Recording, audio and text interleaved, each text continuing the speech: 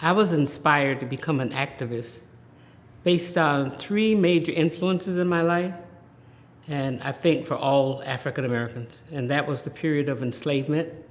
My great grandmother was enslaved, and she lived for a very long time. So, as an infant, I sort of remember her a little bit. Uh, that was one period, and then my paternal grandmother was a sharecropper, born during the Reconstruction era. And that was important to me as well, because I learned from her about poverty. The third influence were, of course, my parents, who lived in the South through Jim Crow segregation. So I learned a lot about those three oppressive forces on African Americans at a very young age. So my mother wanted me to get as much education as possible so that I could work and help people to deal with those forces that were always mentioned in my life. So I did do what she wanted me to do and became a teacher, and then found out with working with my students, not only in the classroom, but in the communities in which they lived, which were poor communities, that there needed someone to be actively involved in dealing with these forces. So those were the influences.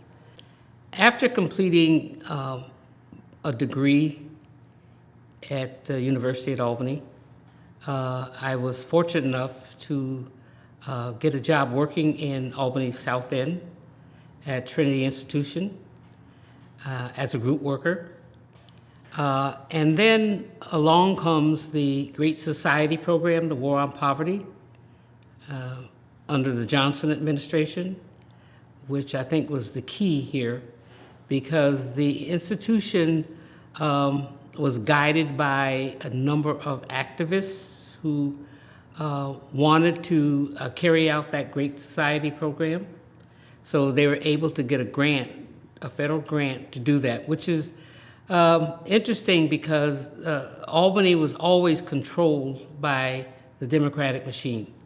Rastus Corning was the mayor, and I noticed that all the people in the Black community seemed to be under some kind of great control.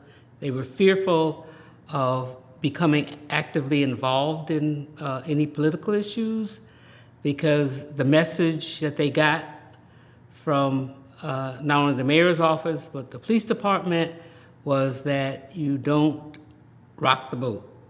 And if you do, you might lose your employment or not get any employment. Your housing might be affected, because many of the people had moved into this very place here, the Albany Public Housing, and people were really afraid. And so that bothered me a lot. The message was, as long as you stay in your place, that you don't venture out of the South End, that things will be fine. And in 1968, James Q. Wilson wrote a book called Varieties of Police Behavior. He also had done a study of that included the approaches to policing by a number of cities in the United States. And Albany was one of them. And he confirmed that. He said that Albany was a very controlled city, and that African Americans were expected to stay in their place. So with this new involvement by the Trinity Institution and these two new social workers who were interested in doing community organizing, they had been trained in the philosophy of a great activist, Saul Alinsky. And Saul Alinsky, told us that you really had to organize the community if you really wanted to change anything. So I got into that. I also realized very early that in order to get people to be organized, they had to have information. They had to organize um, and feel comfortable that they could do it without being, um, you know, put in a situation where they lose. It also included voting as well. Just as that was another influence. People were paid $5 to vote. So we put all this together and decided that we were going to go for the community organizing. So we had to identify people in the community who were upset about the conditions in which they were living, and had to convince them that it was okay that we were going to be trying this new approach. And that was amazing because when I went out looking for people, I came across this woman, and this is probably one of the nicest things that, that I remember about that period of the 60s, was a woman called Olivia Rory. She was a heavy-set black woman who sat on her porch and talked about the problems that she had to deal with. She had 9 children. She was living in poverty. She was upset about policing. The city was not picking up garbage in the South End, so you had to do what you could to dispose of your garbage. So she was a great influence because she helped us with organizing the community. She was a part of the community. She had a very loud voice. She was unafraid. She said, "I don't have anything else to lose." And so we started organizing different neighborhoods to deal with a lot of different problems, which included welfare rights. Opportunity Incorporated, I guess it was called Opportunity Incorporated, was another force in the community that worked with people and tried to get them to become involved. So the most exciting thing about the 60s starting out was that we had to convince people in the community that they could change things. And of course, you have the civil rights movement that had, I think, helped free people in terms of their minds, that maybe they could make some changes. So the civil rights movement, the Great Society program, the War on Poverty, and the influence of community organizers such as Saul Alinsky, I think, set the stage for activity in the South End and all of Albany in the 60s. So the first thing I did was start a newspaper. It was called Voice of the South End. And it started out as a document at Trinity Institution that was used to inform people of activities that were going on. And it caught on quite well. I had to do all of the work pretty much, and it was a mimeograph document, but I distributed at every, for instance, in the Albany Public Housing, which had 4 buildings on Green Street and Rensselaer Street. I think there are about 100 apartments in each building. So you had to go and, deliver this to every one of those apartments, which started it off. People started reading it. And we later changed it to the South End Scene. It was a little bit more professional looking and had somebody else print it. But it became a real force in the community. We moved from presenting information about programming to talking about political issues. And voting was one of them. People started understanding what you give up when you accept money for your vote. And they started talking about it. And I think the brothers also helped in this particular aspect. People started becoming poll watchers. And I remember being a poll watcher in somewhere in the South End, I forget which street it was, but and the police were used to being involved with the whole voting process. So this police officer was at the polling place, and he was leaning on the machine. And we had been trained that, in terms of the voting rights law and what was allowed and not allowed. So I looked at him, and I went up to him and I said, "You can't do that." And he said, "What do you mean?" I said, "You have to be a certain distance from the voting machine." He was angry with me, but he realized that I was right, and he moved. That, was, I think it was an important thing, because it sent the message that we weren't going to allow business as usual.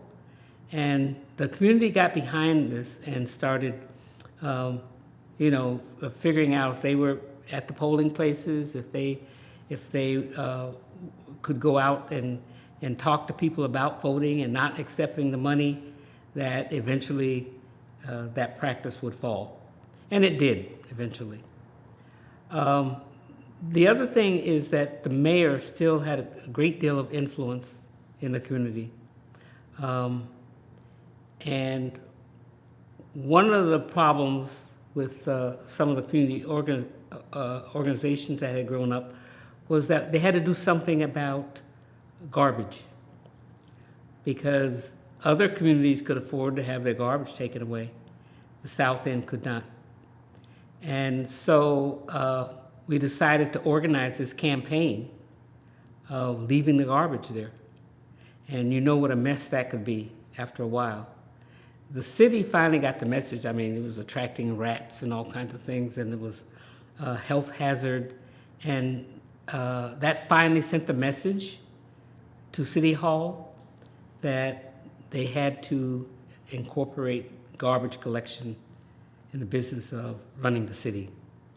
So those were they were very important, because it gave the community a victory. They said, hey, if we could do that, we might be able to do a lot more for our community. So that was, for me, a major victory. And it also attracted people from other parts of the city.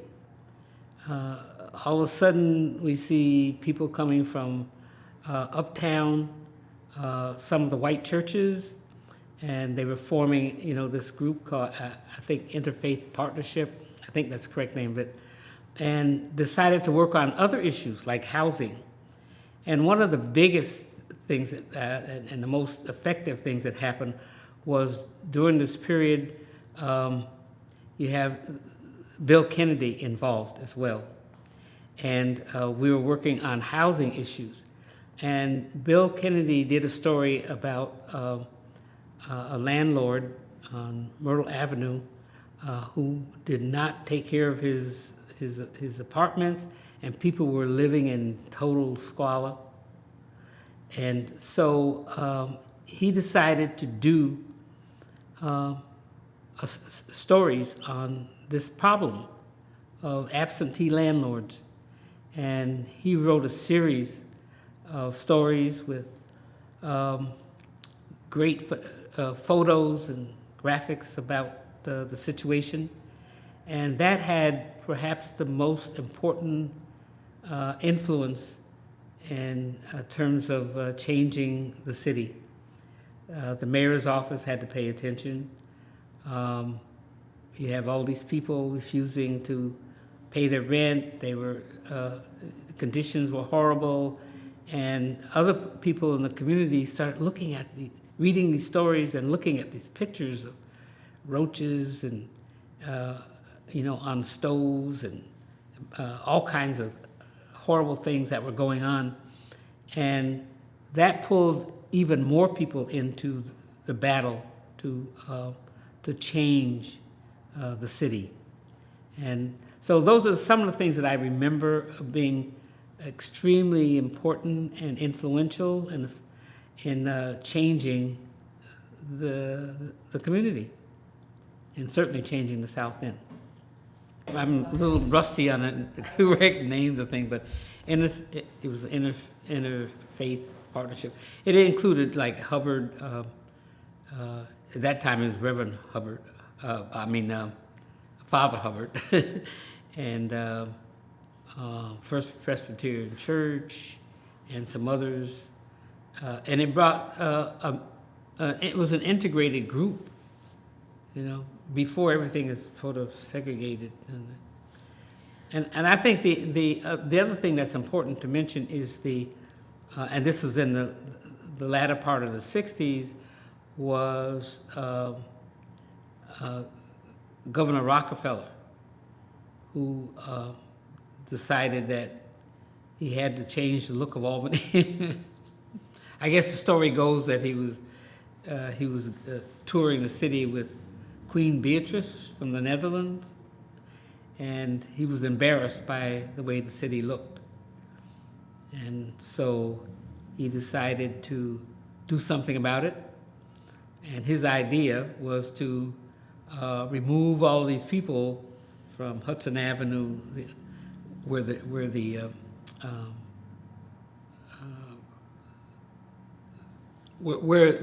he relocated people from that area. And of course, now you know what it is. I mean, it's Empire State Plaza, but that's where people lived. And it made a big difference in the community, because people were moved. There was no plan about what to do with them. And some were moved to the public housing. I keep coming back to the public housing because it had played a major role in the city during the '60s. But the other problem was that the public housing was also segregated, by the way. And we could see that very clearly, that one of these buildings had nothing but whites in them. No one knew what happened to all the other people. And because there was no plan, there was no support or help for relocating people from these neighborhoods. So it certainly changed the character of the community, and particularly the South End. When the '60s started, I don't think the Albany community was that much involved in the whole civil rights movement, because it's still that control factor was there. There was more movement at the State University of New York campus. Some of the students were fairly progressive, and there were some progressive adults who were able to talk to students and get them sort of organized. I remember being a part of one of those groups when this family was considered very progressive, had connections with people at the university who were also progressive, and so they were able to pull students in and got a real education from those people who had been involved actively in civil rights before the civil rights movement. And then some of the students at the university, and there were not very many students of color, by the way, but they were influenced by this small group of progressive people to be involved, like with the sit-ins and lunch counter kinds of things. They did some protests, during that particular period. So it wasn't until after, as I said, the Civil Rights Act and the Voting Rights Act of '65 that Albany started waking up in terms of particularly the African American community, deciding that they had to be involved in change. And so the other influence was the University at Albany in terms of establishing a Black Africana Studies. It wasn't called Africana Studies at that time, but anyways, they were able to pull in some activist kinds of people when they started the Black Studies program. I think it was called the Black Studies program. And they provided some leadership in the community. They would come down to the South End Um, they would have students here who were involved in helping with tutoring kids and that kind of stuff. It also was a time when the Brothers came into existence. And it was really interesting because, again, a lot of the activism centered at Trinity Institution, because they had the money for the Great Society program. And so, there were a number of people who decided that they wanted to have a piece of the pie in terms of employment, and you've certainly heard about the Brothers. So, but they were important in another way, in that they served as a model for other people to become more active. The NAACP also, they had been a force in the city of Albany for a long time, but other than dealing with some of the issues around policing, I know they had a couple of policing cases. Peter Pryor was involved in that. He was a local attorney, and he helped deal with some of the police shootings and things that took place. So that was important. And then it also gave rise to more action on the part of community neighborhood associations. There were neighborhood associations. And so when some issue arose, like the garbage issue, they were able to organize their people on their blocks. And there are pictures of all of us going up to City Hall with our signs and, protesting that issue as well as others. The Erastus Corning was still mayor, obviously, and he, again, was still trying to control things. He didn't want money. He did not want money coming into the city of Albany from the federal government, which meant that he would lose control. But people realized that. And when Trinity Institution, as I said, which was a force, took some action on a lot of these issues, provided leadership. In one case, I remember the city decided to pull their funding. They were getting some funding through the city youth program, and they took their funds away. And so there was a lot of activity on the part of people in the community and to protest that action by the mayor. So you see a lot of demonstrations going on at City Hall as a result of that. But some of the important things that happened after, actually in the latter part of the 60s, because it was drawing in other people, like we mentioned about Father Hubbard. There was also a very activist person at Siena. His name was Bonaventure O'Brien. All these people start coming into the community and being supportive of the civil rights actions that we were taking.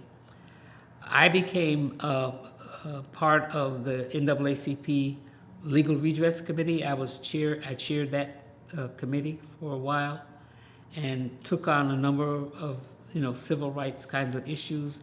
A lot of them dealt with policing. Policing was the major controlling force, and there was a lot of brutality. We started doing lawsuits after a while, which was helpful, but a lot of the focus was on policing, which I think is where it had to be.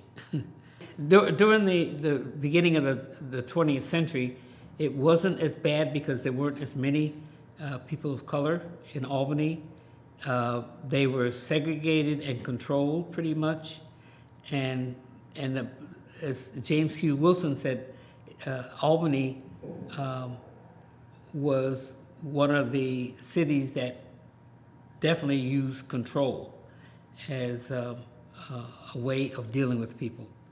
So as long as, there were fewer arrests, because, they looked the other way.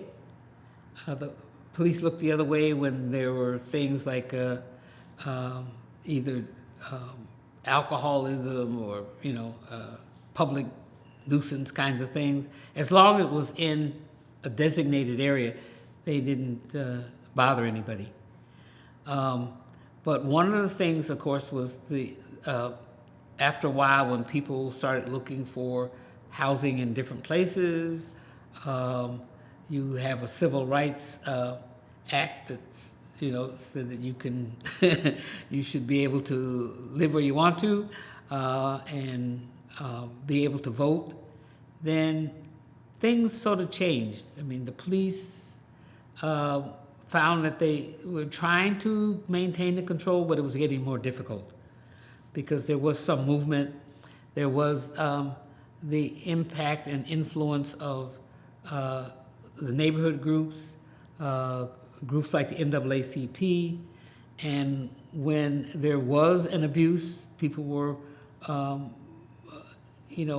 felt that they had to say something at that point. So these people who had been organized for one purpose found that they were no longer afraid to complain about the police.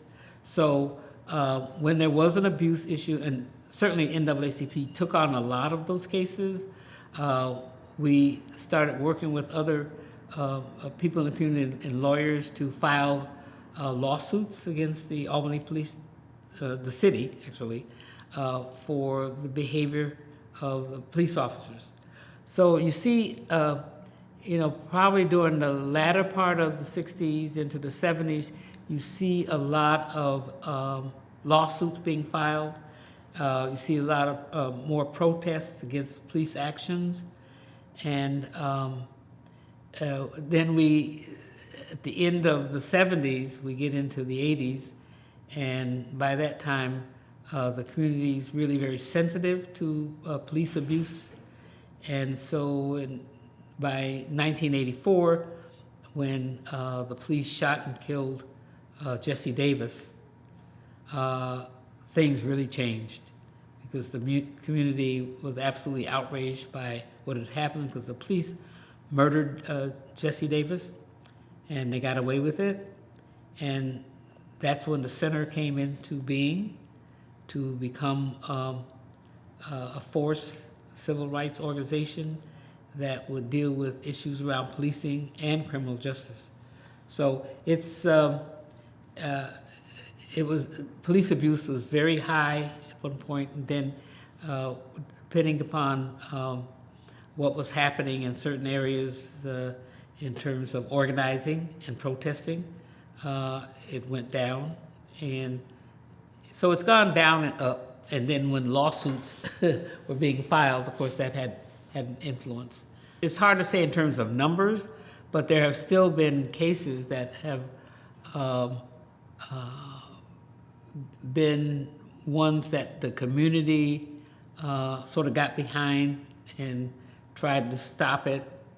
There have been some, cases that were prominent cases that came before the community, and the center has helped do that because the center has become an organization that people will come to when they are abused. So we're able to focus on that abuse and to try to deal with it.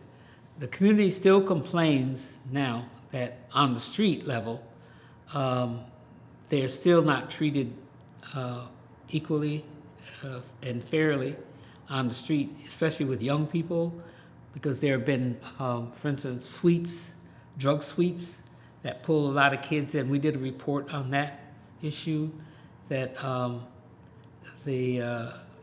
not only the city, but the state and the feds have organized to do drug sweeps and to use federal legislation to allow that to happen, the RICO legislation in particular. And so it's been, in terms of shootings and killings, I mean, they do happen occasionally, but our young people tell us the problem is still on the street in terms of how they're approached, and because the other influence I didn't mention was the Rockefeller drug laws, which gave police license to do more stopping of people and arresting them and incarcerating them. So those numbers have gone steadily up. But now, I mean, and we define it as colorblind, but it's not really. The impact is on people of color. And so, we're still dealing with the issue of police misconduct. There's a lot of distrust of police currently because of those cases and the treatment on the street. So I think that's a big problem right now that we're trying to deal with, is how do you get the community to trust the police, which I think it's an important issue, because if we really care about public safety, you've got to have the community involved and willing to cooperate with the police to keep the whole community safe. And so that's why we're trying to get others in the community to deal with that issue of trust. And so when an individual case comes up, if somebody gets shot like Elazar Williams was, that made us take 2 steps back. And also there was an incident on First Street recently of police abuse. And so the communities, they're not willing to sit back the way they did, in maybe the 40s and 50s, and just let things happen. So everybody's pretty aware of what's going on and trying to deal with it. Well, social media has had a major impact on how we protest and organize. When I think back what we had to do to organize a demonstration, it meant making flyers on a mimeograph machine. It meant going door to door, knocking on people's doors to get them to understand what was going on and why it was important for them to be involved. And it took a lot of time and energy to get people together. And then social media comes along, and you can put something out there and you inform the community right away. Now, it isn't always that positive, however. We did a session on intergenerational issues around organizing last year with some young people involved. We still find that one of the best ways of dealing with organizing and getting people involved and at a really strong level is to talk to them as individuals. And we don't do that very well anymore. Because, for instance, people have all kinds of reasons why they might not show up at some kind of event. And but you don't know that necessarily from social media. So the quality is different, but you can get people, and which is good, because I strongly believe that in people power, that if you can get people out there protesting or demonstrating, and that can really be helpful to bring about the change that you're looking for. But I also worry that you give up something too in terms of understanding those people who are out there protesting with you because you don't know them. And the way we used to do it, I think the quality was important, to have people really understand and stay involved. So I don't know, I mean, that's for somebody else to look at, whether people who you might get to join in on any kind of demonstration, what's the longevity of their staying involved in particular things, to see it towards the end. One of the things that happened in the late 60s, of course, was the Kerner Commission report. because everyone was concerned about all of the uh, uprisings that had taken place throughout the country during the 60s. Um, there wasn't really that much happening in Albany in terms of that kind of activity, um, but what the Kerner Commission report did say is that we are moving um, towards two societies, one black and one white, and talked about racism and its impact on policing and the criminal justice system. And I think we've sort of ignored that because we have not we've never really thought about what racism looks like. And I'm talking about structural, systemic racism, not talking about individual acts of racism, because that's another issue for me. But to understand the impact that it has on our community and how it is interwoven into all of our institutions and how it affects us all. And so we've been dealing with some issues that, you can probably make some changes in terms of how people handle certain situations. But if you don't understand structurally how our institutions include racism and promote inequity in our society, and that's through policing, and I'm dealing with that right now with policing, trying to get them to understand that they, how it plays out, use of stereotypes, for instance, in policing. The Rockefeller drug laws was the perfect example. It created mass incarceration, and people are still thinking about this as individual failures, that crime and criminal behavior is really strictly due to the individual. Pataki, when he was governor, said that. But what we're now trying to get people to understand is that we've gone through this period of the 60s, we've got a Civil Rights Act, but you have to understand that our society found other ways to discriminate. And until we understand that, we're not going to make great movement and great changes. And so our work today is to understand structural racism, what it looks like, and how do you address it. And to me, that's the big civil rights issue today. And we've always tried to find and identify certain ways of dealing with criminal behavior as being a civil rights issue. For instance, death penalty, we define that as a civil rights issue. We define policing and police violence as civil rights issues, and a lot of these are health issues as well. So we're trying to change, to some extent, the definition of civil rights. It's not just law, it's how it's used and how it is part of, how racism is a part of everything that we do. And if we're ever going to be a society that treats people as equals, we've got to understand that. So for me, the civil rights movement thing has changed considerably, and our job now is try to get people to understand what that change looks like.